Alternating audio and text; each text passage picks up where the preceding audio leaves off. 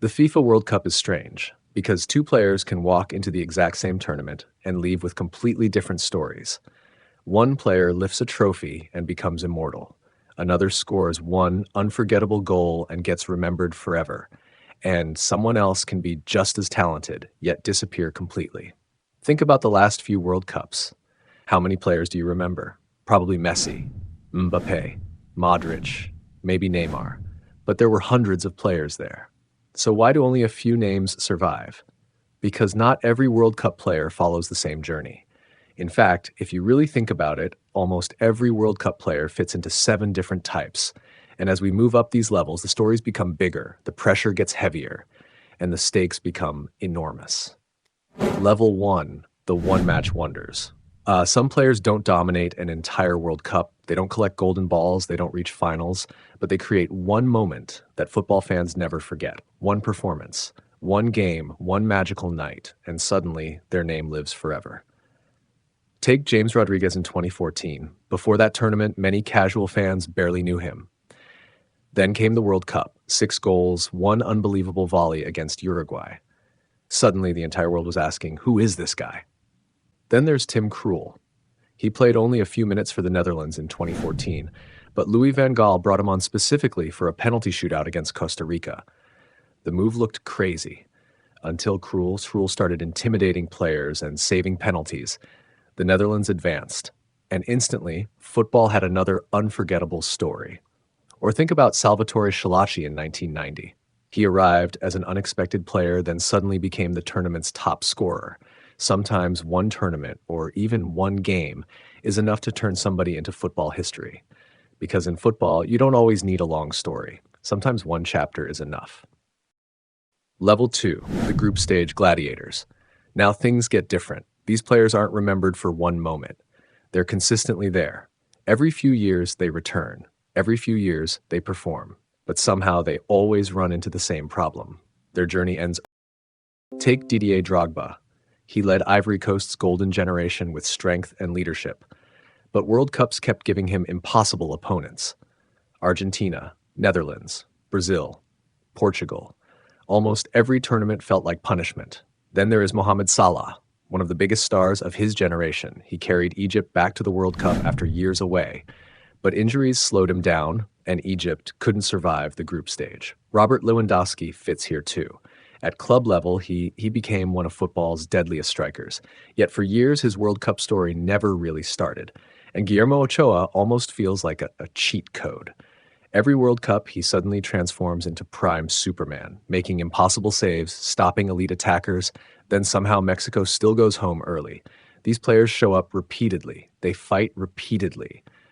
But the World Cup never gives them enough time. Level 3, the big game merchants. Now we're entering serious territory. These players don't just participate, they carry. When pressure rises, they somehow become better.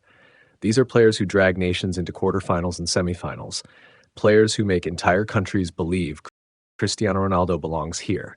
5 World Cups, goals across 5 different tournaments, big moments under huge pressure. And for years, Portugal looked at him and thought, save us. Neymar also fits perfectly. For over a decade, Brazil's hopes rested on his shoulders. Every dribble, every run, every moment. It felt like Brazil was waiting for him to create magic. Players like Luis Figo and Dennis Bergkamp also lived here, because these players delivered when the lights became brightest. But one thing always escaped them, the ending. Level 4, the nearly men. This level hurts, a lot, because these players didn't just get close, they reached the final. They stood one game away from becoming forever immortal, and then they watched the dream disappear. Luka Modric perfectly represents this level. In 2018, Croatia shocked the world. Nobody expected them to reach the final, but somehow they kept surviving, extra time after extra time, battle after battle, and Modric kept leading, passing, running, controlling everything. Then came France, and suddenly the dream was gone. Johan Cruyff belongs here too. In 1974, he changed football itself. The Netherlands looked unstoppable. But football doesn't always reward beautiful stories. Sometimes football is cruel. Sometimes being one step away hurts more than being far away. Level 5, the crowned kings. Now the pain disappears. No more heartbreak, no more almost. These players reached the top and finished the job. Kylian Mbappe exploded onto the world stage in 2018. At just 19 years old, he looked fearless. Defenders couldn't catch him, fans couldn't ignore him, and suddenly football had its next superstar. Diego Maradona belongs here.